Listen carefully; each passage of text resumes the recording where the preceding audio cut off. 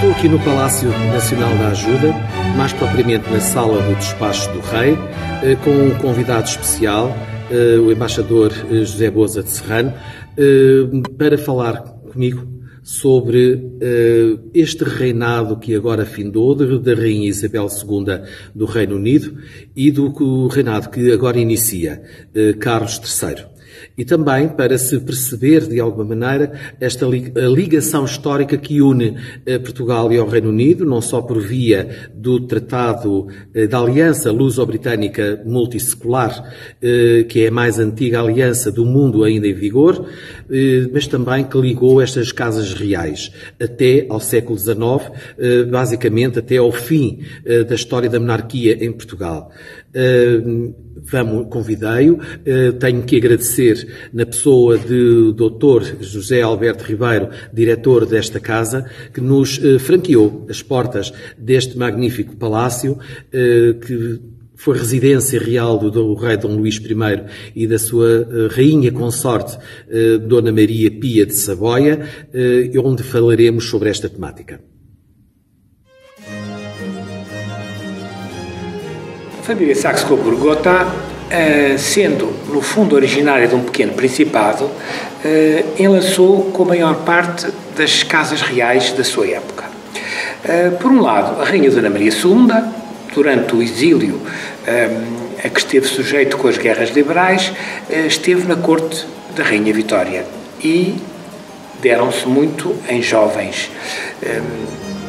E há várias pinturas, e há um quadro muito bonito da Rainha Dona Maria que foi encomendado e que está na coleção britânica. E, no fundo, o rei Leopoldo da Bélgica, sendo um Saxe-Coburgo, era um grande tutor, digamos, ou inspirador, não só da Rainha Vitória, como depois do nosso Dom Pedro V. E toda a família Saxe-Coburgo foi, digamos, intrusando nas várias casas reais, e na coleção de fotografias, na coleção da família real do Palácio, há uma série de retratos que os primos mandavam uns aos outros, porque a fotografia era muito popular naquela época. A ligação que existe entre a Casa de Bragança e a família real inglesa, britânica, vem pelas alianças com os príncipes de Saxe-Coburgo-Gotha, que integram ambas as famílias, através da Rainha Vitória, que casou com um dos primos do rei Dom Fernando, também ele príncipe de Saxe-Coburgo, e o rei Dom Fernando, que era o marido da Rainha Dona Maria II. A Dona Maria, durante o exílio, esteve em Londres e viveu no Palácio de Windsor e depois nas várias residências britânicas. A Rainha Vitória, quando se casa com o príncipe Alberto de Saxe-Coburgo-Gotha, considera que a dinastia passa de Hanover para Saxe-Coburgo-Gotha. Normalmente era assim, as rainhas tomavam os nomes da casa do marido. No entanto, este nome veio a ser incómodo durante a Primeira Guerra Mundial, porque os aviões que bombardeavam Londres e outras cidades britânicas eram os Gotás, e era muito aborrecido e incómodo para o rei ter o mesmo nome que os seus inimigos, que os seus invasores. E nessa altura, Jorge V pensou, e muito bem, em transformar o nome da sua dinastia com o nome do castelo mais antigo, que era Windsor. E a partir daí, de 1917, a dinastia passa a ser Windsor até os nossos dias. De qualquer maneira, houve um momento em que o imperador da Alemanha achava que era uma coisa que ele não esperava, que estava a ser isolado, que a Alemanha estava a ser isolada pela Inglaterra, e disse que gostaria muito um dia de ver representar as alegres comadres de Saxe-Coburgo-Gotha, fazendo alusão à peça de teatro de Shakespeare. O rei Jorge V, casado com a princesa Maria de Teck, foram uns reis muito populares e tinham vários filhos. O príncipe de Gales, que seria o futuro rei, que era David para os amigos, mas que reinou no seu curto reinado, que não chegou a um ano, com o nome de Eduardo VIII. Era o irmão mais velho do futuro Jorge VI, pai, que era príncipe de York e pai da soberana que todos nos recordamos, Isabel II. Ela não nasceu como princesa de York, não nasceu provavelmente para ser rainha, porque tinha o tio, que em qualquer momento se podia casar e ter descendência, e a afastaria, digamos, dos degraus do trono. Mas aconteceu que, no meio de tudo isto, o príncipe de Gales apaixonou-se profundamente por uma divorciada americana, que impôs, contra tudo e contra todos, para se casar com ela. Ora, na impossibilidade. E isto gerou uma das maiores crises constitucionais da Grã-Bretanha. E nessa altura, ele cortou completamente a ligação e os conceitos que tinha com a mãe e com os irmãos, e abdicou. Coisa que nunca tinha acontecido na história milenar da dinastia e da Grã-Bretanha.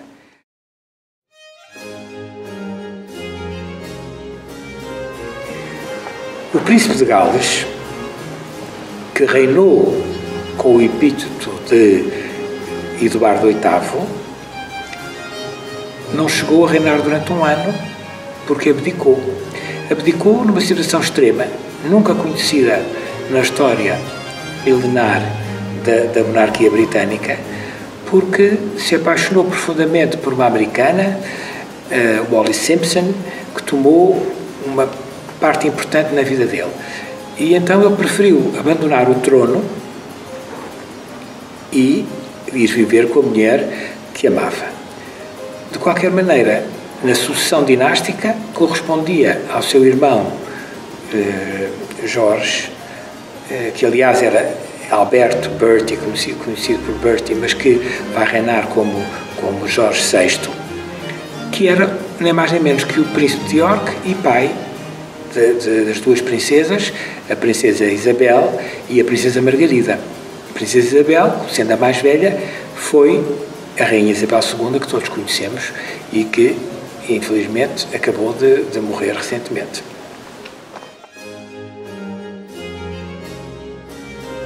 O rei Jorge VI era um homem tímido, sofria de uma dificuldade de dicção, tinha uma gaguez insistente e persistente, e ele não queria de todo ser rei, mas, noblesse oblige, ele não poderia fugir.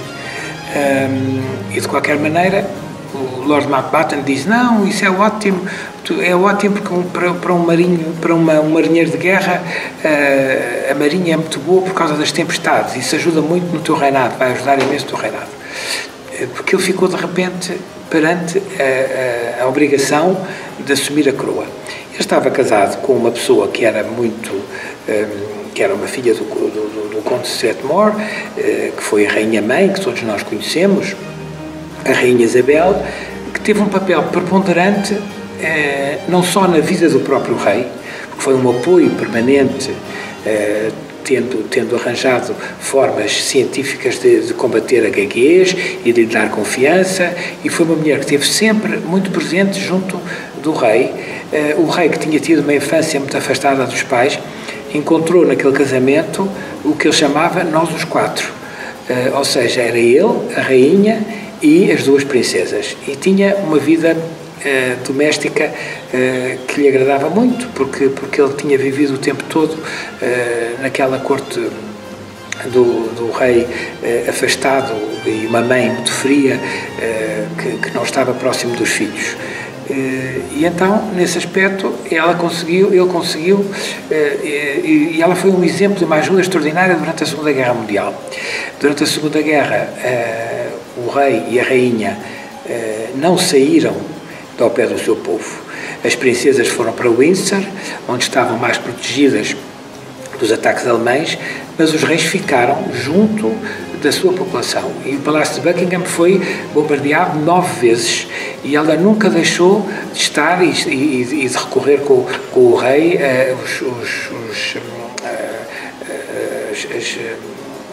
mais, digamos, a parte mais atingida da cidade de Londres. E esse exemplo tornou-a muito popular. E essa popularidade também se transmitiu para a filha, porque ela, assim que pôde, também participou na ajuda civil, digamos, os civis que davam apoio ao exército.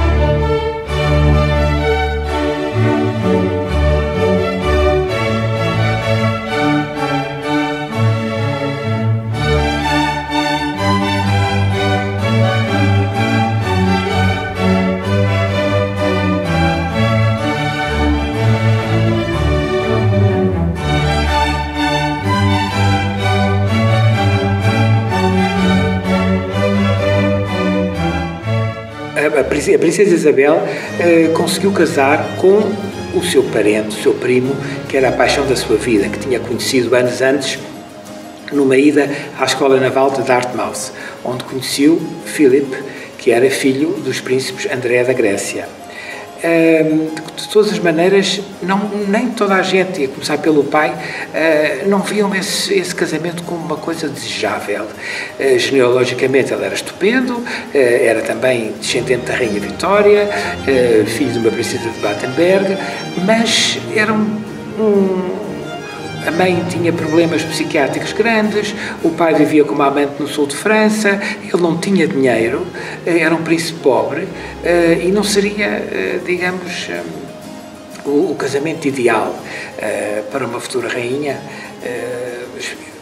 Pensavam noutra coisa. De qualquer maneira, ela foi sempre fiel aos seus sentimentos, e aquele encantamento e paixão que teve pelo primo mantiveram-se até ao casamento e até aos últimos dias da sua vida. Não foi fácil, porque ela não teve tempo. O pai ajudou muito, porque eles trabalhavam juntos com as caixas vermelhas, ensinou-a a ordenar todos os documentos, porque ele era um homem meticuloso, e como era muito inseguro, preparava-se muito bem e lia muito bem os papéis e tudo isso, coisa que lhe deixou a ela, e ela teve sempre esse tratamento sistemático das informações que vinham nas caixas vermelhas, ao contrário do seu tio David, que quando as caixas iam para o forte onde ele vivia, voltavam com rodelas de copos de whisky e todas desirmanadas e sem despacho. E ela era uma pessoa muito cuidadosa. Só que o pai não teve tempo suficiente de vida para aconselhar e ensinar-lhe tudo o que sabia sobre reinar. E ela foi surpreendida durante uma visita que fez ao Quênia em representação do seu pai, foi surpreendida com a notícia da morte do rei Jorge VI. E a partir daí, toda a sua vida, sendo ainda muito nova, ela tinha 25 anos, a partir daí a sua vida alterou-se. Por outro lado, o príncipe Filipe, que tinha uma carreira brilhante na Marinha, na Royal Navy, teve que deixar e, como consorte, teve que a acompanhar. E não puderam, de maneira nenhuma, a partir de um certo momento, ter uma vida feliz, no sentido, tinham que compaginar as suas obrigações com o grande rigor do dia-a-dia da rainha. Eles tinham já 2 filhos, tinham o príncipe Carlos, que é o primogênito, o atual rei Carlos III, e tinham a princesa Ana, hoje princesa real. E este núcleo familiar foi, digamos, acompanhado. Eles tinham preparado uma casa em Clarence House, que estava muito bem modernizada e adaptada para eles, mas Winston Churchill, que é um homem importantíssimo em toda a história, é um monárquico convicto e um homem que foi o primeiro-ministro do reinado da Rainha Isabel II, insistia que eles tinham que viver em Buckingham. Buckingham Palace era o centro da monarquia. Desde que a Rainha Vitória tinha escolhido Buckingham para aí viver, tornou-se um símbolo da própria monarquia.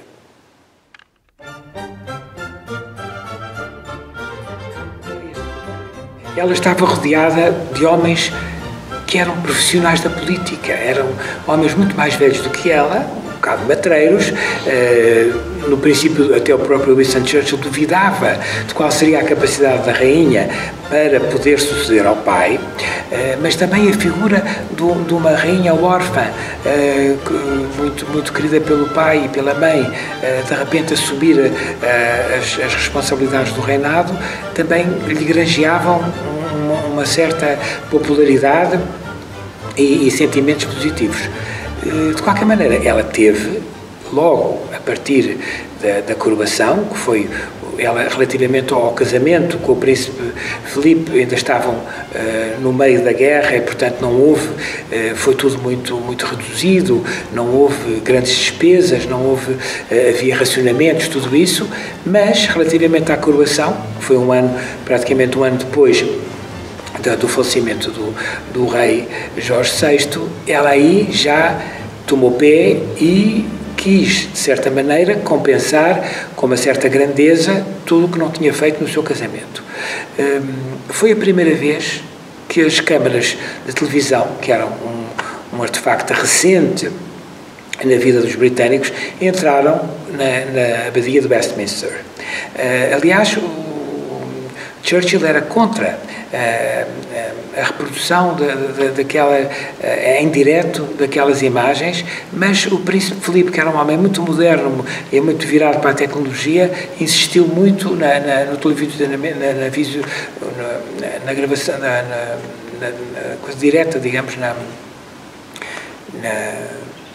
transmissão direta da cerimónia. Havia só um momento, no momento que era o mais íntimo e o mais sagrado para a própria rainha, que nunca se esqueceu, porque ela teve sempre a noção que ela era ungida, é a única soberana europeia e conhecida que teve a unção, como têm os bispos, não é? Que lhes dá uma ligação, a ela dava-lhe uma ligação, sentia como uma ligação direta a Deus e, portanto, e ela nunca abdicaria, porque essa unção seria para toda a vida. E assim, manteve sempre essa promessa de servir a coroa e o seu povo e a Commonwealth até à morte, como se viu, porque ela trabalhou até 2 dias antes de morrer.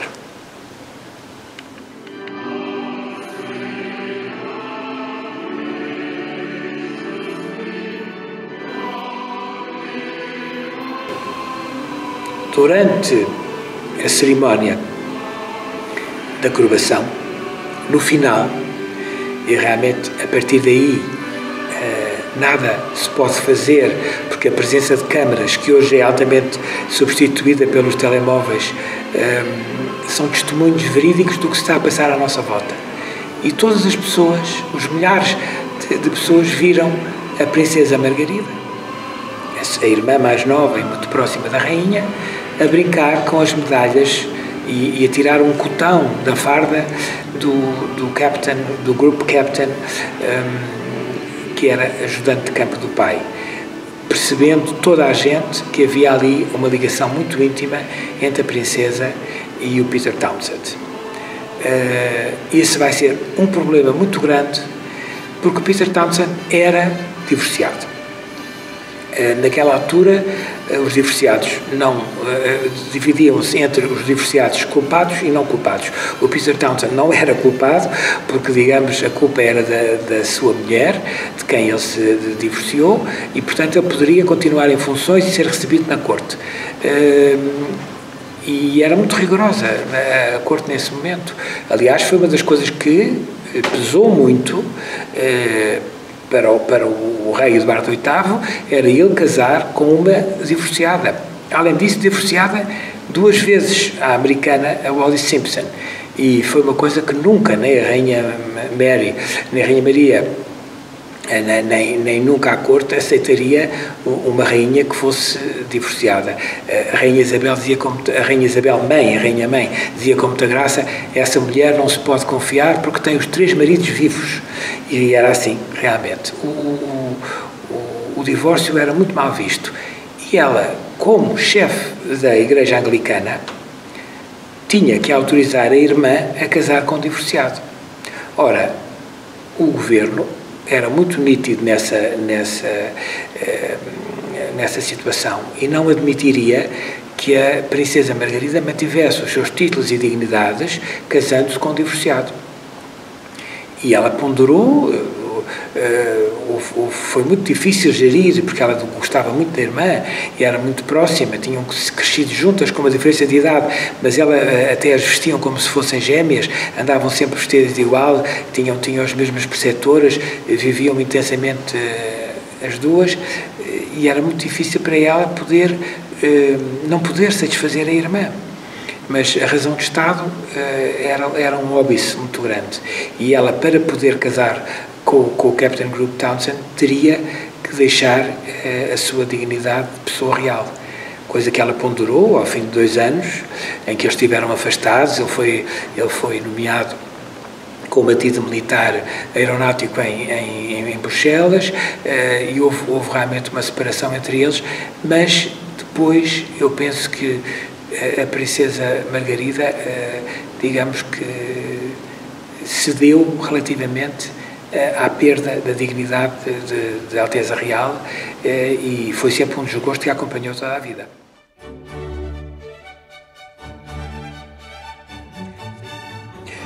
A criação da Commonwealth vem do seu pai.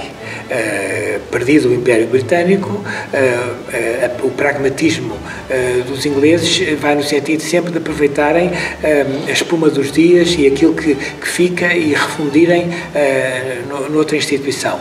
E conseguiu-se do Império fazer a Commonwealth com uma pujança, com uma força muito grande, e este projeto acarinhado pelo pai foi sempre acarinhado pela filha. Ela tinha a maior digamos, paixão pela Commonwealth. Aliás, quando hoje em dia pensamos que a relação dela com a Margaret Thatcher foi difícil, é porque a Mrs. Thatcher não se interessava nada pela Commonwealth e para ela era super ofensivo essa situação. E, portanto, ela conseguiu, digamos, dar continuidade e corpo a esta comunidade especial, em que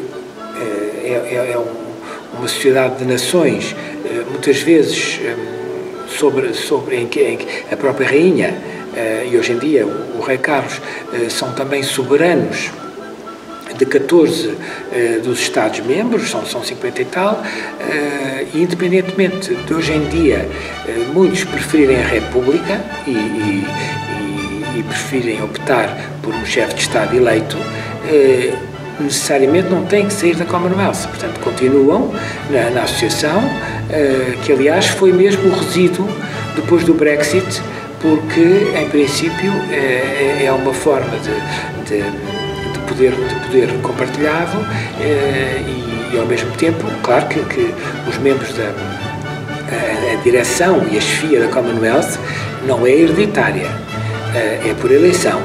Mas na última reunião de Londres, há 4 anos, a rainha conseguiu que o seu sucessor, o atual rei Carlos III, fosse ainda, até às próximas eleições, o chefe da Commonwealth. Ela conseguiu isso, porque, aliás, como conseguiu muita coisa que foi aplanando, digamos, o futuro do seu sucessor.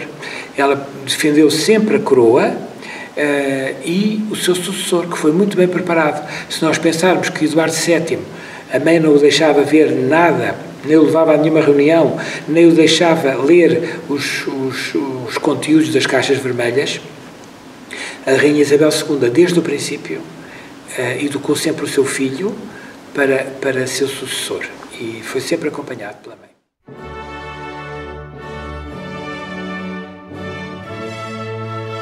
Em 1957, a Rainha e o Príncipe Filipe vêm a Portugal, que seria a retribuição da ida, 2 anos antes, do Marechal Carmona a Londres. Ora bem, a Rainha e o Príncipe não se viam há 4 meses. O Príncipe tinha ido fazer uma viagem longa com o seu secretário aos Jogos Olímpicos, foi à Austrália e reencontraram-se em Portugal. O príncipe veio da Britânia e a rainha chegou de avião à base do Montijo naquela altura e reencontraram-se no Britânia.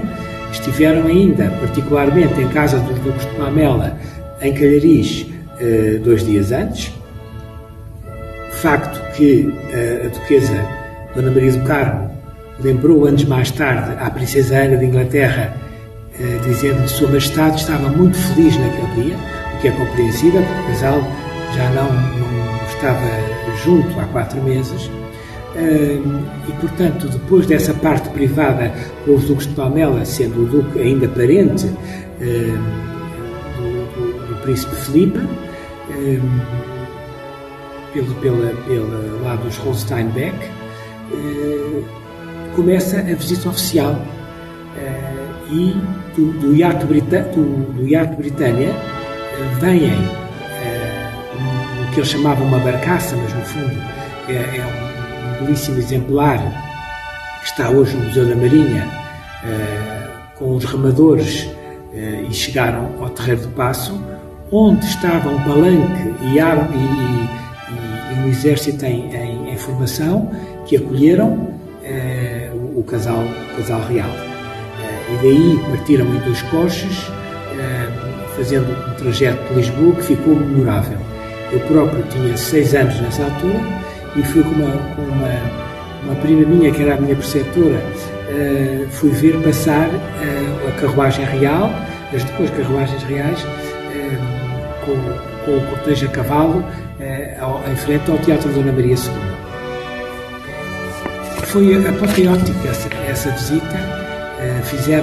Não se olharam a gastos, fez-se um serviço especial da Vista Alegre, com as paisagens em sépia, fizeram-se imensos detalhes, foi tudo, houve grandes gastos para poder pintar e restaurar um certo número de coisas, porque foi à Batalha, foi à Nazaré, houve um percurso feito que a rainha nunca esqueceu. Foi oferecido também um cavalo de Alter, que ela muito apreciou, e outras lembranças que ficaram sempre na sua recordação. Ela falava sempre de Lisboa com essa lembrança estupenda que coincidiu com o reencontro do casal. E até no último de platina, não é? Que todos nós podemos assistir, com a rainha já fragilizada, mas que de qualquer maneira marcou sempre lugar e até terminou com uma nota de humor, que era o humor que a caracterizava, porque ela era uma pessoa, por um lado, muito distante e sóbria, mas tinha esse humor britânico que acaba a tomar chá com uma figura popular como o ursinho Paddington. Não é? O reinado foi irrepetível, foi muito longo, ela era uma rainha planetária, era conhecida a nível planetário, e ao mesmo tempo soberana de vários Estados, não é? Da Commonwealth, e com toda a limitação constitucional dos seus poderes, ela não deixava de ser um peso pesado nas relações internacionais, porque nunca ninguém sabe, nunca conseguiremos saber o que é que ela pensava sobre tantas coisas, sobre até os próprios governos a que ela dava posse, dos 14 primeiros ministros que teve. Se nós pensarmos que entre Churchill e a atual primeira-ministra que ela chegou a empossar, passaram 101 anos. E, portanto, entre o nascimento de Churchill e o nascimento da atual primeira-ministra. Mas ela foi sempre venerada porque ela era perante a passagem súbita dos políticos que chegam, prometem, depois faltam. Ela era uma rocha sólida. Ela estava ali para todas as tempestades e sempre suposto que ela jurou, desde a sua maioridade, que iria cumprir, assim lhe desse Deus forças, que deu até ao fim.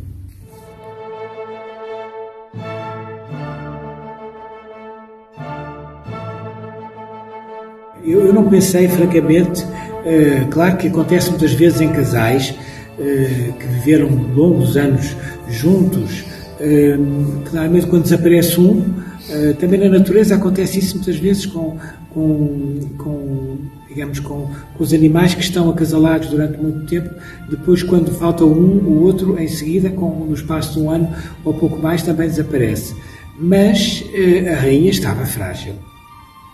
E essa fragilidade é patente no próprio funeral do príncipe Filipe. Aquela figura muito frágil, que ninguém podia ajudar, porque ninguém pode tocar na rainha. O príncipe Carlos estava a dirigir o cortejo atrás do féretro do pai, portanto ela estava completamente sozinha. E há uma imagem que ela olha para trás e pela primeira vez não estava lá o seu príncipe Filipe. Mas nem o Deão de Windsor, nem o bispo de Cambridge poderiam ajudá-la. Portanto, ela vai, trêmula, curvada, como se fosse precocemente envelhecida, e vai tomar o seu lugar no primeiro cadeiral, afastada do resto da família, porque ainda havia aquelas medidas restritivas para os parentes que não fossem conviventes. Agora, todo este funeral de uma rainha que trabalhou até à véspera, ainda deu posse à última primeira-ministra e trabalhou até à antevéspera da sua morte, é um resumo extraordinário de como ela cumpriu até ao fim a promessa que fez aos seus 21 anos. Nunca uma promessa foi tão levada com rigor até ao fim como a dela.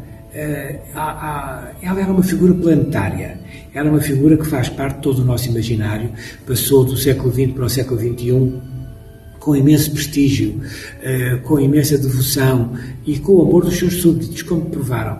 Ela tinha pensado estas cerimónias, porque os protestantes, digamos, os anglicanos, têm esta forma de poderem preparar o seu próprio funeral, que é uma coisa que nós católicos não deixamos isso para os que ficam, mas ela tinha tudo, desde os cânticos até às cerimónias, até às flores que gostava, até o percurso que o féretro devia fazer e os símbolos da realeza, tudo isso estava tudo pensado e foi executado ao milímetro, com vários ensaios durante. Nas vésperas de cada cerimónia, os cortejos eram ensaiados à noite, quando as pessoas já não viam, mas tudo isso foi extraordinário, como nós vimos, por exemplo, uma coisa que se fez pela primeira vez com o rei Jorge V, que é a Vigília dos Príncipes, em que o já Eduardo VIII e os seus irmãos velavam o corpo do seu pai. Depois isso repetiu-se mais tarde e aqui viu-se em todo o esplendor e coberto pela televisão, claro, pôde ser visto por milhões de telespectadores em todo o mundo. Mas foi notável e foi uma grande prova do vazio que ela deixa, por um lado, mas eu acho que o seu grande legado, ao mesmo tempo, foi a forma como ela preparou o seu sucessor. Independentemente da dificuldade que às vezes tinham, da maneira como viam a vida, e no fundo ele não ter correspondido a um casal feliz, que isso vai ser completamente completado. Ela viu isso agora com o seu neto Guilherme e com a Catherine. Eles fazem exatamente aquele ideal de felicidade, e com os bisnetos que ela teria pensado para o Príncipe de Gales, e que não conseguiu, porque aqueles 10 anos de luta entre a Princesa Diana e o Príncipe de Gales foram uma machadada e, digamos, uma ameaça para a própria coroa e para a instituição monárquica, que ela tentou sempre combater, mas chega um momento em que tudo isso era aparente e ela teve essa capacidade de se recriar. E perante aquele annus horribilis, em que 3 dos seus 4 filhos se divorciaram, e que depois herdeu o castelo de Windsor, ela soube não só sair de tudo isso pagando os seus impostos, arranjando um acordo com o património, teve que abrir o Palácio de Buckingham às visitas, porque nessa altura os contribuintes disseram que não iam pagar o restauro milionário do Windsor, mas ela conseguiu superar tudo isso e conseguiu sempre, sem pressas, mas sem pausas, abrir o caminho e aplanar as dificuldades para o seu sucessor.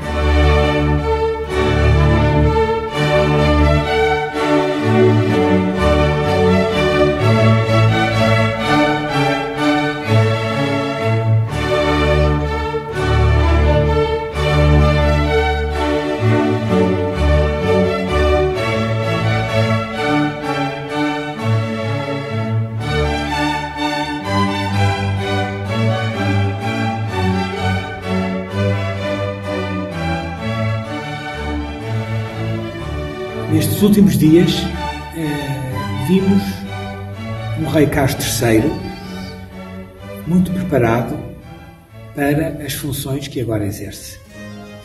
Ele deve ser dos reis mais preparados da monarquia britânica. Por um lado, teve a escola da mãe, a austeridade do pai e a exigência do pai, que o colocou num colégio que ele nunca gostaria de ter frequentado, mas de qualquer maneira a vida é mesmo assim. Depois a sua longa carreira na Royal Navy, ele está preparado. Ele também pediu a Deus a ajuda e a saúde para poder reinar até ao fim do seu mandato. Ou seja, quando a morte chegar, entregou-se nas mãos de Deus. Quando a morte chegar, isso quer dizer que ele não irá abdicar antes.